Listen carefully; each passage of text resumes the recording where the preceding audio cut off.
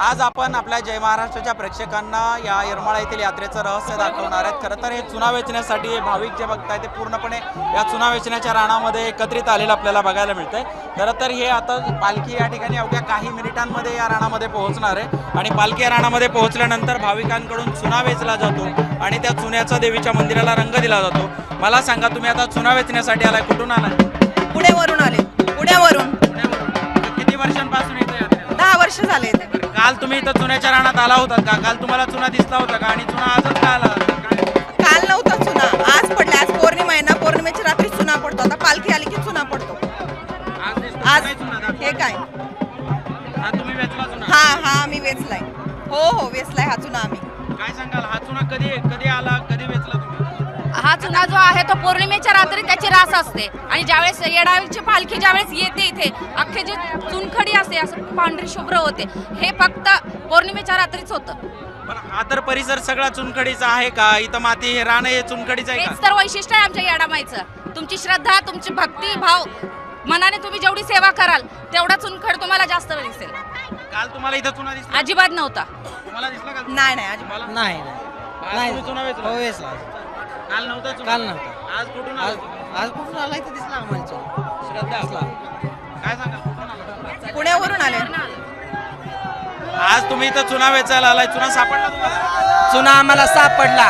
ही चुन्याचं महत्व म्हणताना ही चुना गोळा करायचा आणि 5 दिवसांनी येडाईचे जी देऊळ आहे ना डोंगरावरती, ती चुना शिजवून त्या देवळाचा कलर या चुन्यानं देतात। आणि चुना जर त्या वर्षी याच्या अगोदर काल हा चुना होता का? नाही आम्ही आधी मध्ये पण येतो, इथं चुना नसतो। या अष्टमी दिवशी इथला चुना गोळा करून घेत जातात। काल हा चुना होता? काल नव्हता, परवा सुद्धा नव्हता। नाही नाही पौर्णिमेच्या रात्रीच असते। मी 18 वर्ष झालं येते। प्रत्येक पौर्णिमेच्या रात्री चुनखडीची रास होते।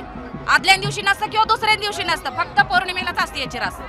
आम्ही आमच्या वाढवडलापासून आमच्या डोई गेल्या। आम्ही बघितला नाही, फक्त जत्रेच्या टाइम इथं चुना येतो। मुख्य दिवस फक्त पौर्णिमेला याचं महत्त्व फक्त आज चैत्र पालखी येते ना, पौर्णिमेला. पालखी येते तेव्हा चुना पडतो, नाहीतर वर्षभर अजिबात चुना नसतो काही इथं। नसतंय। काहीच नाही। या रानात काळा रान आहे. काळं रान आहे। काळं रान आहे। ज्वारी निघते, सोयाबीन निघतं, सगळं पीक ही शेतकरी काढतो 12 महिने। 12 महिन्यात एकदा यात्रा आली की तो सगळं पीक काढून घेतो, का तर भाविक भक्तासाठी ही शेत मोकळं सोडतं। आई येडेश्वरीच्या कृपा आशीर्वादाने काळ्या मातीचं पांढरं रान होतं, सोन्याने त्याचं रान पिकतं। म्हणूनच म्हणतात बोलच्या येरमाळ्याच्या येडेश्वरीचं। सापडला हा चुना? हा इथेच सापडला। हो नक्कीच आपल्या प्रेक्षकांसाठी आपण दाखवणार आहे। हे बघा, हा चुना यांना आपल्या जे येडेश्वरी देवीचे जे भाविक आहेत त्यांना हा सापडलाय। खरं तर काल आपण या रानामध्ये आलो होतो, या ठिकाणी चुना बघण्याचा प्रयत्न केला होता। आज या ठिकाणी जे भाविक आले त्यांचं म्हणणं असं आहे की काल हा चुना नव्हता, आज त्यांना हा चुना सापडलाय। मात्र मुळातच हा जो भाग आहे, हा जो परिसर आहे, तो कमी पर्जन्यमानाचा परिसर आहे, त्याच्यामुळे इकडे काही रानं चुनखडीची असू शकतात। मात्र या ठिकाणी हा पौर्णिमेच्या आदल्या दिवशी चुना येतो, त्या अगोदर हा चुना नव्हता असं भाविकांचं मत आहे। भाविकांचा तो एक समज आहे आणि ती देवीवरची श्रद्धा आहे। त्यामुळे आपण बघू शकतो अशा प्रकारे भाविकांकडून जो आहे तो चुना वेचला जातोय। हा चुना वेचण्याचाच या यात्रेचा मुख्य कार्यक्रम असतो आणि हा जो चुना वेचला जातो तो चुना या ठिकाणी वेचून तो एका ठिकाणी भाजला जातो, विहिरी घातला जातो आणि तो वेचलेला जो चुना आहे त्या चुन्याचा देवीच्या मंदिराला जो आहे तो रंग दिला जातो। मात्र आता सापडला तुम्हाला चुना? सापडला? हो सापडलं ना। सापडला तुम्हाला? सापडला। हे काय? कधी वेचला तुम्ही चुना? हा?